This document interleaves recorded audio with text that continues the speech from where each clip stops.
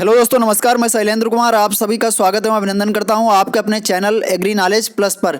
दोस्तों, आज हम लोग कंटिन्यू करेंगे अभ्यास सीरीज का पार्ट 6, जिसके अंतर्गत हम देखेंगे यूपी, टीजीटी, पीजीटी और एलटी ग्रेड से रिलेटेड उन तमाम महत्वपूर्ण प्रश्नों को जो कि परीक्षा की दृष्टि से अत्यंत ही उपयोगी होंगे। आइए दोस्तों, आज के सेशन की शुरुआत करते हैं मोटिवेशनल कोट्स के साथ। दोस्तों, आज के मोटिवेशनल कोट्स में देखते हैं आज का विचार। जब तक है सांस टकराव मिलता रहेगा, जब तक है रिश्ते घाव मिलता रहेगा। पीठ पीछे जो बोलते हैं उन्हें पीछे ही रहने दें, पीठ पीछे जो बोलते हैं उन्हें पीछे ही रहने दें। अगर हमारे कर्म, भावना और रास्ता सही है तो गैरों से भी लगाव मिलता रहेगा। इसलिए दोस्तों, हमें किसी का परवाह न करते हुए आगे की ओर बढ़ते रहना है। कोई कुछ भी बोले कि आप ये कर सकते हो, आप ये नहीं कर सकते हो, किसी की बात को हमें ध्यान नहीं देना है। सिर्फ हमें अपने मंजिल को ध्यान रखना है और आगे की ओर निरंतर बढ़ते रहना है। आइए दोस्तों, इसी के साथ देखते हैं फर्स्ट क्वेश्चन जो रहा आपकी स्क्रीन पर। स्टीवेंसन स्क्रीन का संबंध है। स्टीवेंसन काफ़ी इंपॉर्टेंट क्वेश्चन है। इसके ऑप्शंस हैं जीवाणु विज्ञान से, जैव प्रौद्योगिकी से, एग्रोमेट्रोलॉजी से, रिमोट सेंसिंग से। आप लोग बताएंगे इसका राइट आंसर क्या होगा। स्टीवेंसन स्क्रीन के बारे में पूछा गया है। स्टीवेंसन स्क्रीन, ठीक है। क्या पूछा गया? Stevenson screen. बताइए इसका राइट आंसर क्या होगा। स्टीवेंसन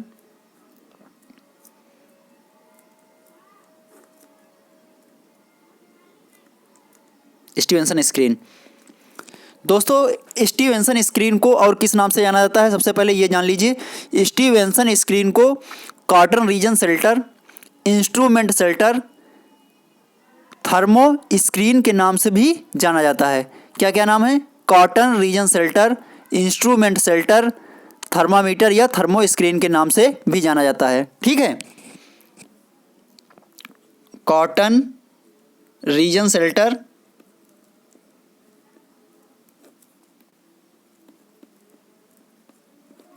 दूसरा थर्मो स्क्रीन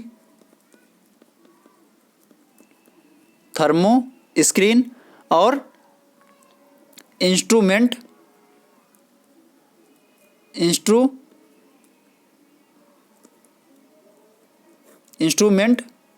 शेल्टर, ठीक है। ये तो इसके नाम हो गए, इन नामों से भी ये जाना जाता है। अब हम बात कर लेते हैं कि ये उपयोग कहाँ पे होता है। ये एग्रोमेट्रोलॉजी से संबंधित है, ठीक है। किससे संबंधित है? एग्रोमेट्रोलॉजी यानी कि कृषि मौसम विज्ञान से संबंधित है।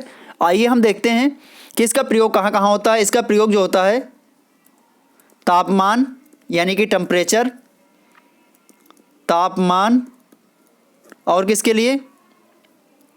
आर्द्रता यानी कि ह्यूमिडिटी, आर्द्रता, ह्यूमिडिटी, और ओस बिंदु,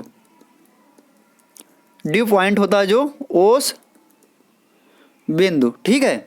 इसके अलावा वायुमंडलीय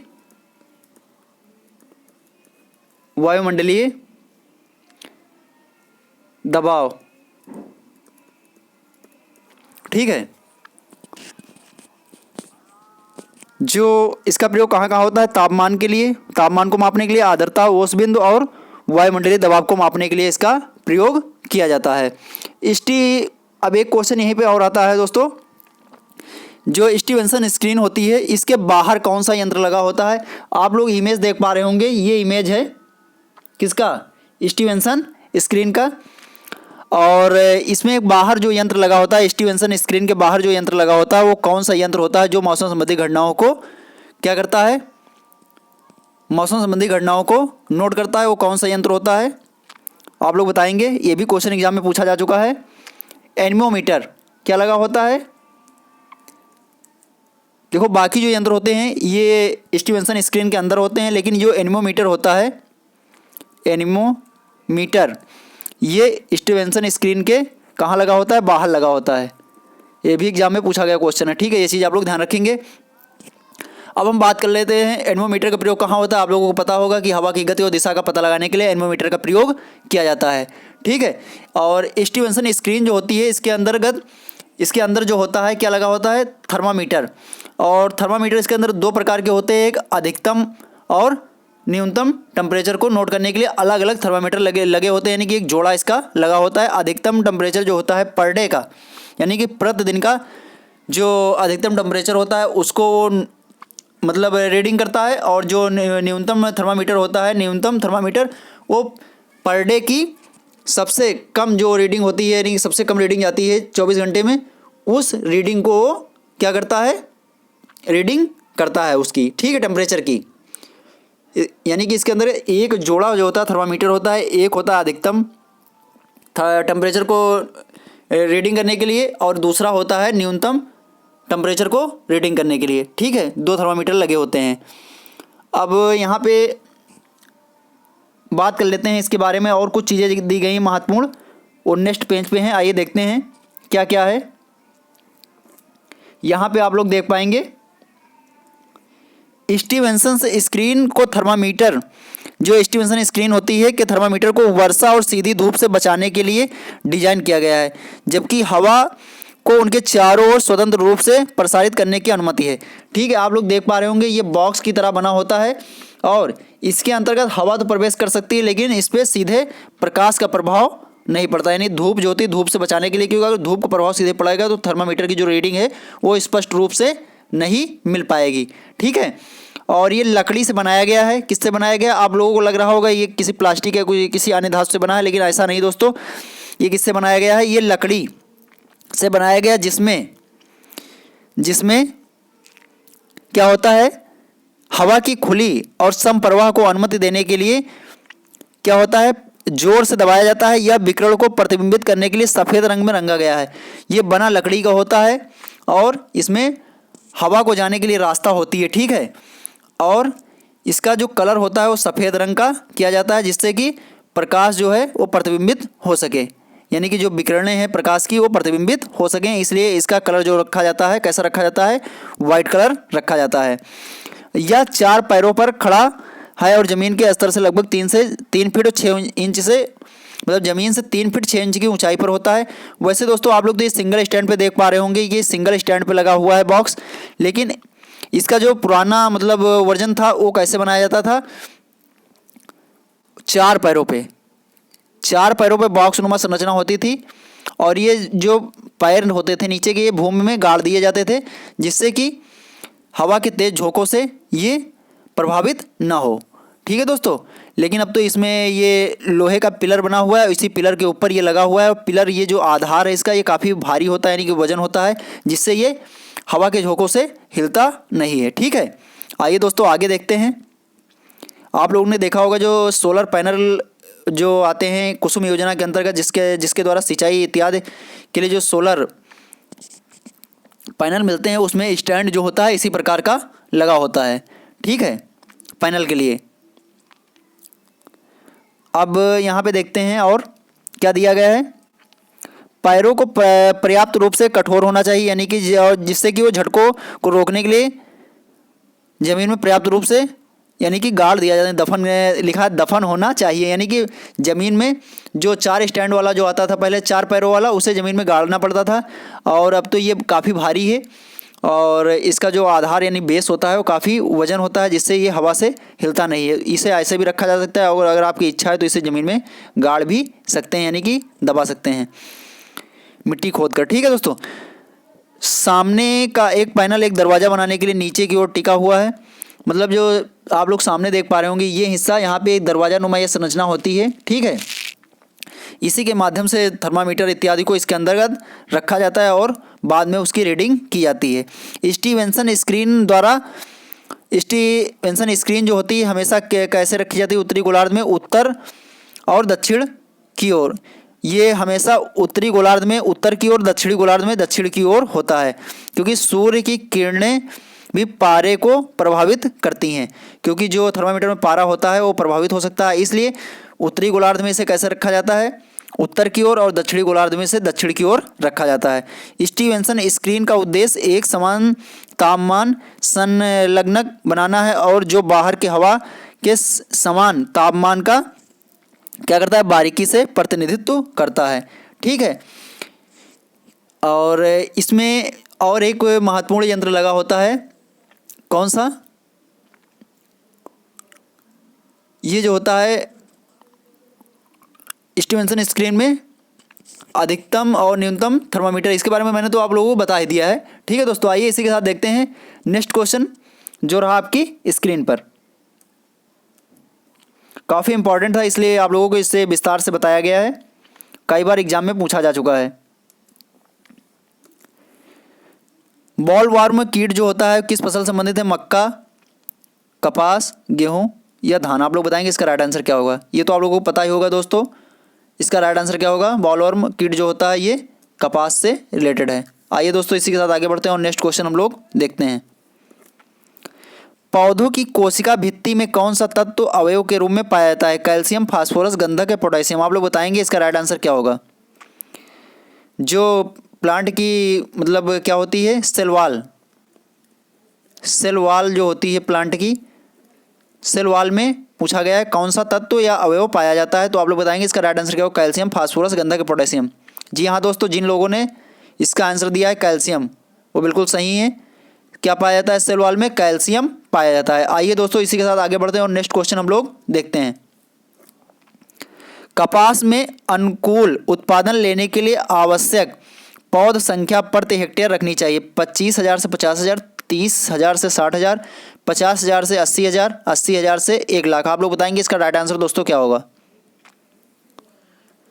जी हाँ, इससे अनुकूल उत्पादन लेने के लिए प्रति हेक्टेयर जो होती है पौधों की संख्या कितनी रखी जाती है खेत में, 50,000 से 80,000। ठीक है, 50,000 से 80,000 जो है पौधों की संख्या कपास की रखी जाती है प्रति हेक्टेयर। ठीक है, आइए दोस्तों आगे बढ़ते हैं और नेक्स्ट क्वेश्चन हम लोग देखते हैं। RMO 40 किस्म है मूंग की, उड़द की, हॉर्सबीन की, मोटबीन की। आप लोग बताएंगे इसका राइट आंसर क्या होगा। इंपॉर्टेंट क्वेश्चन है, जवाब आप लोग जल्दी से इसका दीजिए। जी हाँ दोस्तों, बिल्कुल सही। जो लोग आंसर दे रहे हैं डी, बिल्कुल सही है। ये किसकी वैरायटी है, मोठ बीन की एक महत्वपूर्ण वैरायटी है RMO 40। ठीक है, आइए दोस्तों आगे बढ़ते हैं और नेक्स्ट क्वेश्चन हम लोग देखते हैं। किस तेल खली में नाइट्रोजन की मात्रा सबसे अधिक होती है, अरंडी की खली में, मूंगफली की खली में, नीम की खली में, नारियल खली में। आप लोग बताएंगे इसका राइट आंसर क्या होगा। ये भी कई बार एग्जाम में पूछा गया क्वेश्चन है, बताइए। जी हाँ, बिल्कुल सही। इसका राइट आंसर क्या होगा दोस्तों, बी होगा, मूंगफली की खली में। मूंगफली की खली में नाइट्रोजन जो होता है, मूंगफली की खली में नाइट्रोजन की जो मूंगफली की खली में नाइट्रोजन की मात्रा जो होती है, नाइट्रोजन की मात्रा जो होती है कितने परसेंट होती है, करीब में 7.3% तक पाई जाती है, 7.3%। और इससे भी अधिक जो नाइट्रोजन पाई जाती है यानी नाइट्रोजन पाई जाती है वो किसमें पाई जाती है, कुसुम में। कुसुम की जो खली होती है, लेकिन कुसुम कैसी होनी चाहिए, छिलका रहित कुसुम जो होती है उसमें, उसके बीजों में, खली में 7.9% तक क्या पाया जाता है, नाइट्रोजन पाई जाती है दोस्तों। आइए इसी के साथ आगे बढ़ते हैं और हम लोग नेक्स्ट क्वेश्चन देखते हैं। सीवेज सलज पानी से सिंचित फसलों में किस तत्व की मात्रा प्रदूषक के रूप में भोजन में अवशेष के रूप में पाई जाती है, क्रोमियम, लेड, जस्ता, कैडमियम। यानी सीवेज सलज का मतलब होता है जो नालों के पानी से सिंचाई की जाती है, जो घरों से गंदा पानी निकलता है, यानी कि सीवेज का, उससे जब सिंचाई की जाती है तो फसलों में एक प्रदूषक देखा गया है। वो प्रदूषक जो होता है भोजन में भी, यानी कि फसलों के द्वारा भोजन में भी पहुंच जाता है। वो कौन सा मतलब हानिकारक यानी कि प्रदूषक तत्व है, उसका आप लोगों को नाम बताना है। क्रोमियम है, लेड है, जस्ता है, कैडमियम है। जी हाँ दोस्तों, बिल्कुल सही। इसका राइट आंसर होगा डी, कैडमियम। कौन सा विषैला पोषक पदार्थ होता है, कैडमियम होता है। और ये प्रदूषित जल के द्वारा फसलों में और फसलों के द्वारा हमारे भोजन में पहुंच जाता है। आइए दोस्तों इसी के साथ आगे बढ़ते हैं और नेक्स्ट क्वेश्चन हम लोग देखते हैं। सेवन घास का वानस्पतिक नाम है? लेस्यूरस सिंडिकस, पाइनिकम मैक्सिमम, साइनोडॉन डाइक्टिलॉन और सेंचुरीज सिलेरिस। आप लोग बताएंगे इसका राइट आंसर क्या होगा?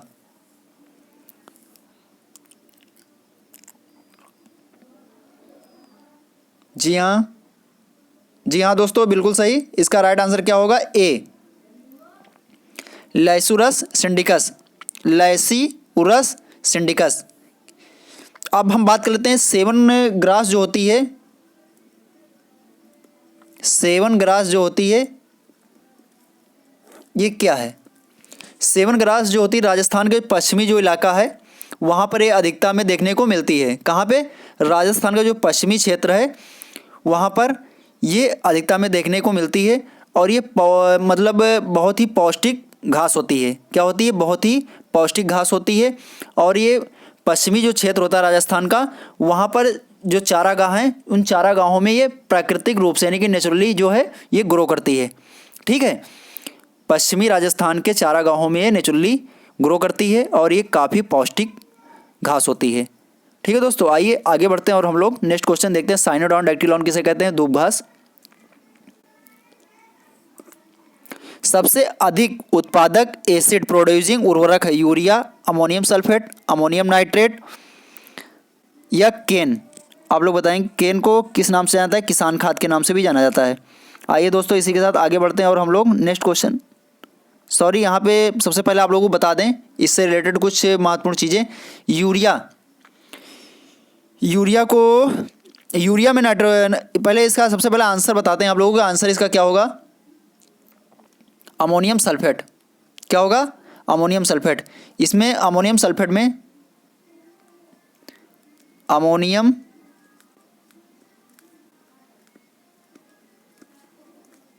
सल्फेट में जो नाइट्रोजन होता है करीब में कितने परसेंट पाया जाता है? 20.5%। कितना पाया जाता है? 20.5%। वहीं यूरिया की बात की जाए तो यूरिया में इसकी मात्रा कितनी होती है? 46%। और अमोनियम नाइट्रेट में बात की जाए, अमोनियम नाइट्रेट में इसकी मात्रा जो होती है 33% होती है। कितनी होती है? 33%। यहीं पे कुछ और इम्पॉर्टेंट होती हैं जैसे अमोनियम क्लोराइड है। अमोनियम क्लोराइड में जो नाइट्रोजन की मात्रा कई बार एग्जाम में पूछा गया है 25% होती है। ठीक है, और जो निर्जल अमोनिया होता है,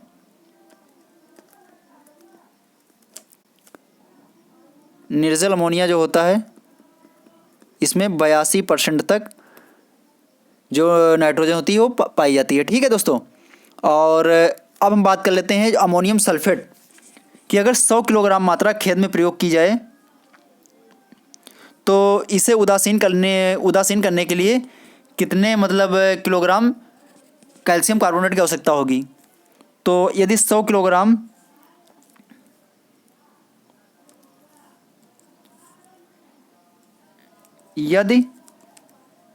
किलोग्राम अमोनियम सल्फेट अगर खेत में प्रयोग किया जाता है 100 kg, ठीक है, तो कितने किलोग्राम कैल्शियम कार्बोनेट की आवश्यकता होगी इसे उदासीन करने के लिए? बताइए।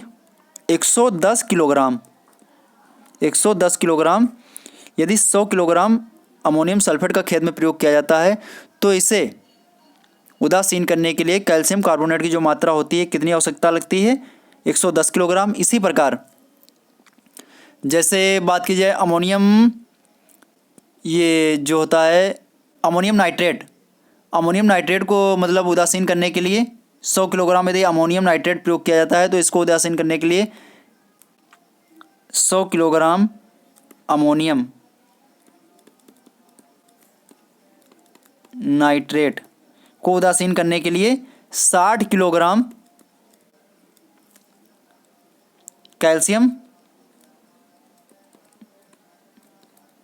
कार्बोनेट की आवश्यकता होती है। ठीक है, और हम देखते हैं जैसे निर्जल अमोनिया है,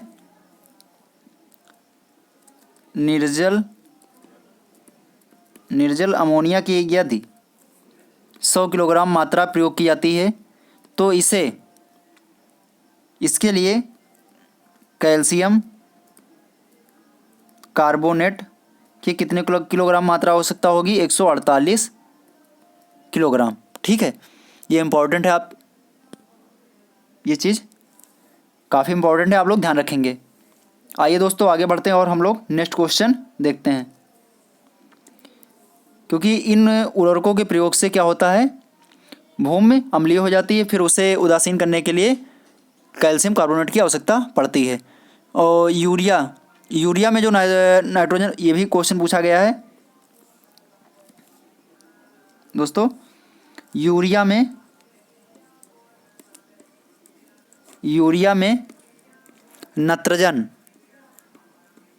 किस रूप में पाई जाती है? किस रूप में पाई जाती है?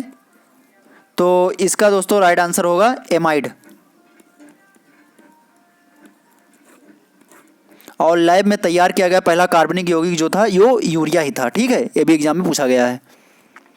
आइए दोस्तों आगे बढ़ते हैं और हम लोग नेक्स्ट क्वेश्चन देखते हैं। सोयाबीन में फ्लोरोक्लोरोलिन का प्रयोग करते हैं। ये एक खरपतवारनाशी है। इसका प्रयोग कैसे किया जाता है? Pre emergence, post emergence, pre plant incorporation या नन ऑफ दिस। दोस्तों बहुत ही महत्वपूर्ण क्वेश्चन है, आप लोग बताएंगे इसका राइट आंसर क्या होगा। जो फ्लोरोक्लोरोलिन होती है इसे और किस नाम से जाना जाता है? बेसालिन के नाम से भी जाना जाता है। एक मिनट दोस्तों बता रहे हैं,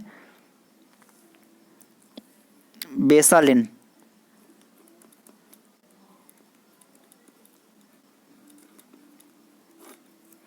इसे बेसालिन के नाम से भी जाना जाता है। ठीक है, बताइए इसका प्रयोग कब किया जाता है? जी हाँ दोस्तों, इसका राइट आंसर क्या होगा? Pre plant incorporation. ठीक है, अब हम बात कर लेते हैं फ्लोरोक्लोरोलिन का प्रयोग जो होता है बुआई से पूर्व।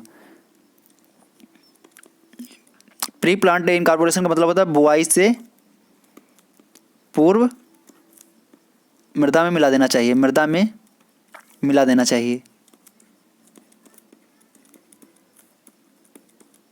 ठीक है, इसे कहते हैं प्री प्लांट इनकॉर्पोरेशन। अब हम बात कर लेते हैं प्री इमर्जेंस क्या होते हैं। जो प्री इमर्जेंस होते हैं इनका प्रयोग कैसे किया जाता है? प्री इमर्जेंस जो होते हैं ये बुआई के बाद और अंकुरण से पूर्व, इनका प्रयोग जो होता है बुआई के बाद व अंकुरण से पूर्व इनका प्रयोग करते हैं, अंकुरण से पूर्व प्री इमर्जेंस। और जो ये पोस्ट इमर्जेंस होते हैं ये कब इनका प्रयोग किया जाता है? प्री इमर्जेंस के उदाहरण भी आप लोग देख लीजिए। इसके उदाहरण जो होते हैं जैसे अट्राजीन है, ठीक है, और सीमाजीन, अट्राजीन, सीमाजीन, पेंडामिथिलीन और एलाक्लोर, ब्यूटाक्लोर। आप लोगों ने देखा होगा ये काफ़ी मात्रा में वर्तमान समय में प्रयोग भी किए जा रहे हैं। वहीं बात कर ली जाए पोस्ट इमर्जेंस। पोस्ट इमर्जेंस में वो होते हैं जो जिनका प्रयोग कब किया जाता है? अंकुरण के बाद, अंकुरण के बाद जो प्रयोग किए जाते हैं हर्बिसाइड, उनका क्या कहते हैं? Post emergence. इसके अंदर जैसे 2,4-D है, ठीक है, 2,4-D के अलावा और भी होते हैं जैसे प्रोपेलिन, धान में जिसका प्रयोग है प्रोपेनिल जो होता है, प्रोपेनिल धान में प्रयोग किया जाता है। ठीक है, और आइसोप्रोट्यूरान है, मेटसल्फ्यूरान है, सल्फोसल्फ्यूरान है इत्यादि जो होते हैं इनका प्रयोग कब किया जाता है? अंकुरण के बाद। ठीक है दोस्तों, तो ये होते हैं पोस्ट इमर्जेंस। प्री इमर्जेंस मैंने आप लोगों को बता दिए हैं, एट्राजिन, सीमाजिन, नाइट्रोफेन, ब्यूटाक्लोर, एलाक्लोर, ये सब जो हैं प्री इमर्जेंस है। और प्री प्लांट इनकॉर्पोरेशन के अंतर्गत कौन कौन से आते हैं? जैसे फ्लोरोक्लोरोलिन, बेसालिन हो गया, और इसके अलावा ट्राईफ्लोरोलिन जो आता है, ट्राईफ्लोरोलिन, ये सभी जिसके अंतर्गत जिसमें लिन लगा होता है लास्ट में, वो सभी किसके अंतर्गत आते हैं? सम्मिलित किए गए हैं। ये बुआई से पूर्व यानी कि प्री प्लांट इनकॉर्पोरेटेड हर्बिसाइड है। आइए दोस्तों इसी के साथ आगे बढ़ते हैं और हम लोग नेक्स्ट क्वेश्चन देखते हैं। तो इसका राइट आंसर दोस्तों क्या होगा? Pre plant incorporation. Next question, एक ही खेत में नारियल, काली मिर्च एवं हल्दी की साथ साथ फसल लेने की क्रिया कहलाती है? Relay cropping, inter cropping, multiple cropping और मल्टी स्टेरॉयड क्रॉपिंग। आप लोग बताएंगे इसका राइट आंसर क्या होगा? जल्दी से दोस्तों बताइए इसका राइट आंसर क्या होगा। जी हाँ दोस्तों, इसका राइट आंसर होगा, आप लोग फसलें देख पा रहे होंगे, ये जो फसलें प्रयोग की जा रही हैं, उगाई जा रही हैं, नारियल है, काली मिर्च है एवं हल्दी है। ये विभिन्न ऊंचाई की फसलें हैं और जब विभिन्न ऊंचाई की फसलों को एक साथ में एक खेत में उगाया जाता है तो इसे मल्टी स्टेरॉयड क्रॉपिंग कहा जाता है। ठीक है, जैसे मान लीजिए नारियल का जो पेड़ है वो काफ़ी बड़ा होगा। ठीक है, नारियल का जो पेड़ है वो काफ़ी बड़ा होगा और उसके बाद जो काली मिर्च का है, काली मिर्च के पौधे भी मान लीजिए ऐसे इतने इतने होते हैं। ठीक है, ये काली मिर्च के पौधे हो गए।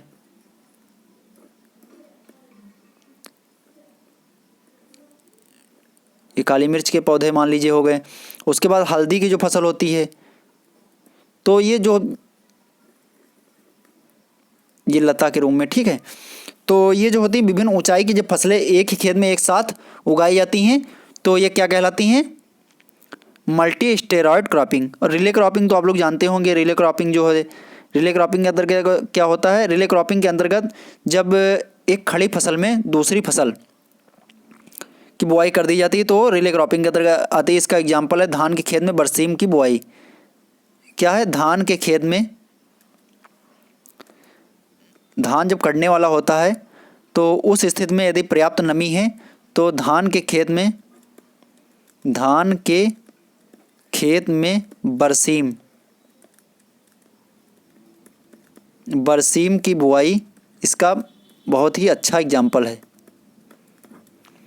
इसी प्रकार इंटर क्रॉपिंग क्या होता है? इंटर क्रॉपिंग में होता है जब दो या दो से अधिक फसलों को एक निश्चित अनुपात यानी निश्चित रेशियो और निश्चित क्रम में जब बुआई की जाती है तो ये प्रक्रिया क्या कहलाती है? इंटर क्रॉपिंग कहलाती है। इसका एग्जाम्पल जैसे वीट और मस्टर्ड, 9:1 यानी कि 9 पंक्तियाँ वीट की और 1 पंक्ति इसकी जब एक साथ बोई जाती हैं एक के सीक्वेंस में तो इसको क्या कहलाते हैं? इंटर क्रॉपिंग कहलाते हैं। ठीक है, तो इसे क्या कहा जाता है? Inter cropping. आइए दोस्तों आगे बढ़ते हैं और हम लोग नेक्स्ट क्वेश्चन देखते हैं। पौधों में तत्वों की गतिशीलता में कौन सा पादप हार्मोन सहायक होता है? Gibberellin, cytokinin, auxin, ABA. आप लोग बताएंगे इसका राइट आंसर क्या होगा? बताइए।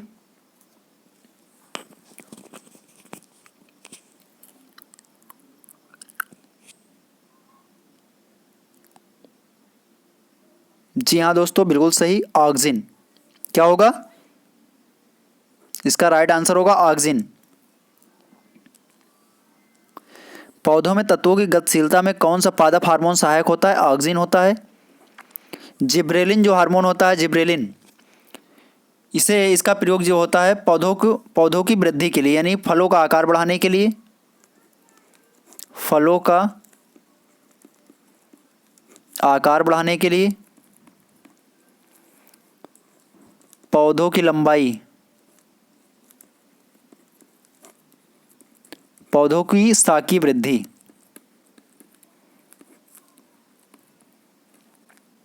ठीक है, और इसके अलावा बीज रहित फल उत्पादन में भी इसका प्रयोग करते हैं। ठीक है, अब और आगे हम 1 मिनट दोस्तों, बीज रहित फल उत्पादन में हो गया और बीज और वह कलिकाओं की सुषुप्ता अवस्था को हटाने के लिए भी जिब्रेलिन का प्रयोग किया जाता है।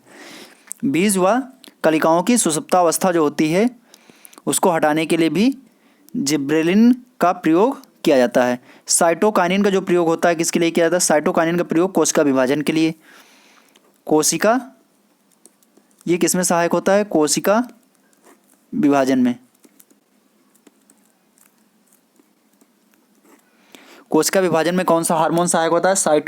काइनिन। इसके प्रयोग से पौधों में बहुत सारे कल्ले निकलते हैं।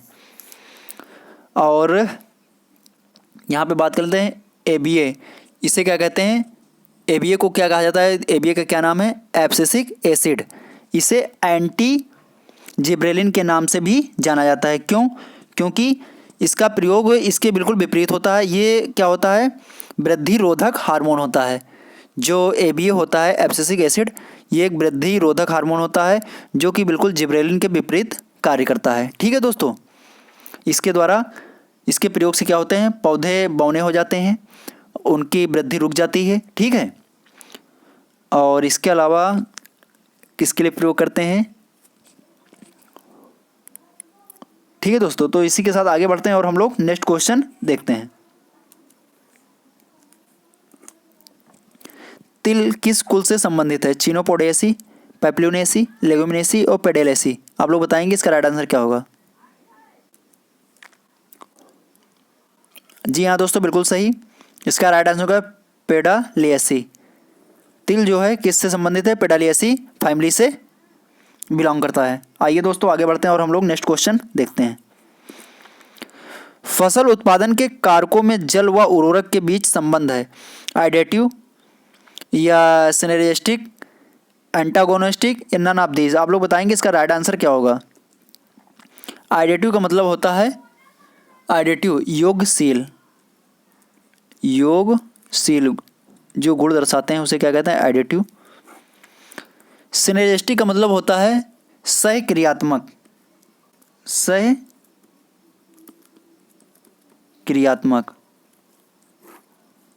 ठीक है दोस्तों, आप लोग बताएंगे इसका राइट आंसर क्या होगा?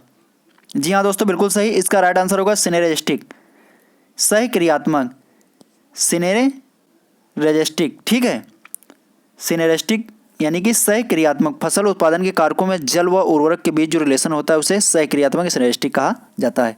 आइए दोस्तों आगे बढ़ते हैं और हम लोग नेक्स्ट क्वेश्चंस देखते हैं। एवरग्रीन रेवोल्यूशन शब्द किसने दिया था? ठीक है, एवरग्रीन रेवोल्यूशन शब्द जो है, ये शब्द किसने दिया? Doctor A.S. Faroda, doctor M.S. Swaminathan, doctor Biren Lal Chopra, doctor Rajendra Singh Paroda. आप लोग बताएंगे इसका राइट आंसर क्या है? एवरग्रीन रेवोल्यूशन जो शब्द है ये किसने दिया था? जी हाँ दोस्तों, जो लोग आंसर दे रहे हैं बी यानी कि डॉक्टर M.S. स्वामीनाथन, इन्हें भारत में हरित क्रांति का जनक भी कहा जाता है। भारत में हरित क्रांति का जनक, हरित क्रांति का जनक doctor M.S. Swaminathan. Doctor M.S. Swaminathan कई बार पूछा गया है, ये आप लोग ध्यान रखेंगे। Doctor M.S. स्वामीनाथन को भारत में हरित क्रांति का जनक कहा जाता है और ये जो टर्म है एवरग्रीन रेवोल्यूशन, ये उन्हीं के द्वारा दी गई है। आइए दोस्तों आगे बढ़ते हैं।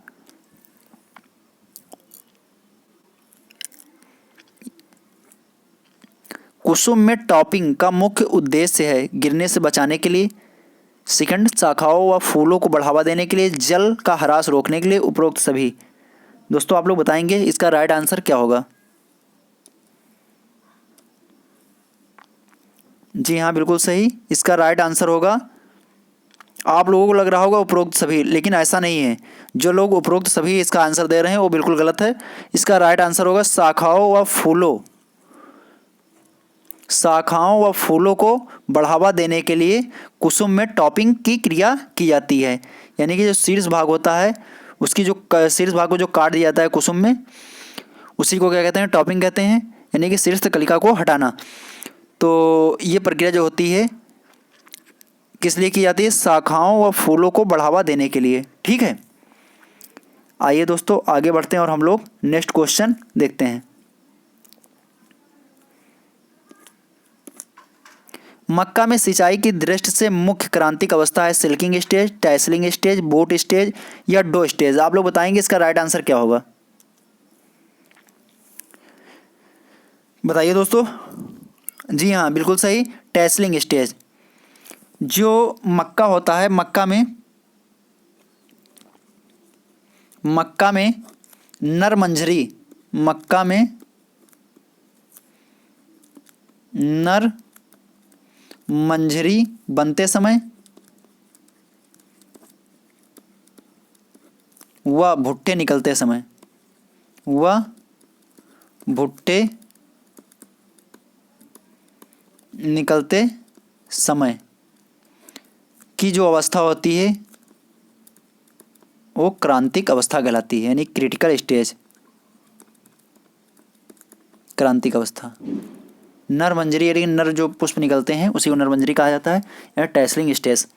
ठीक है, भुट्टे बनते समय और नरमंजरी निकलते समय की जो अवस्था होती है वो मक्के में क्या होती है, मक्का में क्रिटिकल स्टेजेस कहलाती हैं इरिगेशन की। आइए दोस्तों इसी के साथ आगे बढ़ते हैं और हम लोग नेक्स्ट क्वेश्चंस देखते हैं। कपास के बीजों से रुई हटाने के लिए प्रयोग करते हैं सल्फ्यूरिक अम्ल, सिट्रिक अम्ल, नाइट्रिक अम्ल, HCl। आप लोग बताएंगे हाइड्रोक्लोरिक अम्ल। आप लोग बताएंगे इसका राइट आंसर क्या होगा।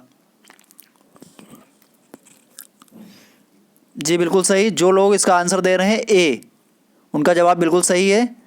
क्या होगा, सल्फ्यूरिक अम्ल H2SO4। इसी का प्रयोग किया जाता है कपास के बीजों से रुई को हटाने के लिए। ठीक है दोस्तों, ये भी कई बार एग्जाम में पूछा गया क्वेश्चन है। आइए दोस्तों आगे बढ़ते हैं और हम लोग नेक्स्ट क्वेश्चन देखते हैं। रंध्रों को बंद रखने की प्रक्रिया को बढ़ावा देने वाला रसायन है। जो रंध्र होते हैं पत्तियों में, स्टोमेटा, ठीक है, उसको बंद रखने की प्रक्रिया को बढ़ावा देने वाले रसायन को क्या कहते हैं। क्योलिन, अलसी का तेल, 2,4-D या PMA। आप लोग बताएंगे इसका राइट आंसर क्या होगा।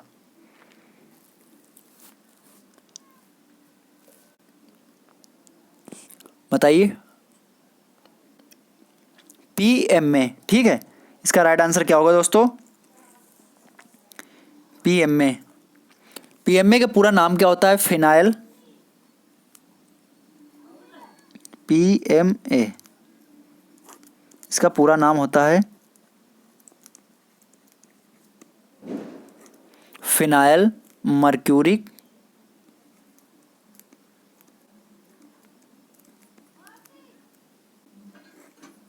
Acid. Phenyl mercuric acetate, sorry